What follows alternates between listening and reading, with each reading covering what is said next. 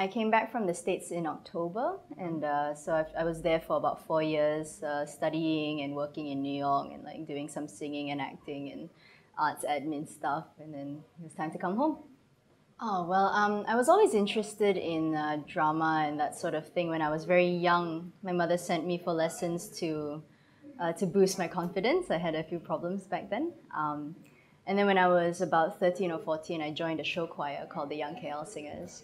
And the conductor of that choir, Susanna Saw, who was one of my first vocal instructors, actually said, "Cheryl, you should go and study performing arts." And so it was a very validating time, and I went and did it, man. I started doing professional theatre when I was 15, when an audition came up, and Gardner and Wife hired me to do a show called Little Violet and the Angel. Since then, it's just been thing after thing, yeah, really nice. Well, let's see, I went to a school called Wesleyan University that's in Connecticut. And I was there until 2011. And after that, I moved to a place in Crown Heights in Brooklyn. And I was working at a venue called the Jazz Gallery, where I was doing like administrative things, helping with events, like that sort of thing. And I got to listen to all these really amazing musicians, like night after night, for free, which was awesome. And I just learned a lot. And I got in touch with some of the musicians.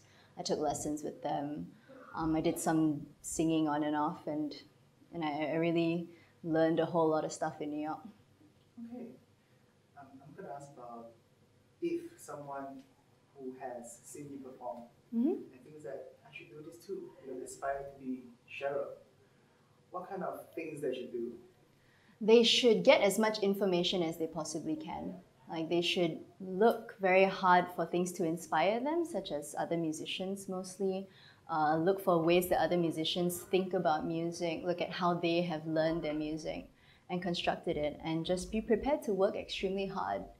It's important to want to create something bigger than yourself. I think that that's the most important thing, whether you've got all the technique in the world, or whether you're touched by God or whatever. I think that's secondary. It's just the desire to create something that connects to other people and the universe. I think that's the most important thing. Okay, so I'm going to be working with a guitarist named Az Samad, who a lot of people know about. And he is an old friend of mine. We've known each other for about 10 years. And when I came back, he was one of my first collaborators. So we're going to be presenting the Malaysian Music Project, which was a show that we did back in December, focusing on all local musicians, because we wanted to really explore the talent that we have here, and bring it out to the wider audience. Spending so much time in a foreign country really makes you sort of question a lot of things about your own identity. It makes you be like, what does it mean to be Malaysian? Like, is it about the food that you eat, like art, I feel is a big manifestation of culture. So when I came back, it was very important that I look for what's going on here. Who are the people here? What's the music here? What do we sound like?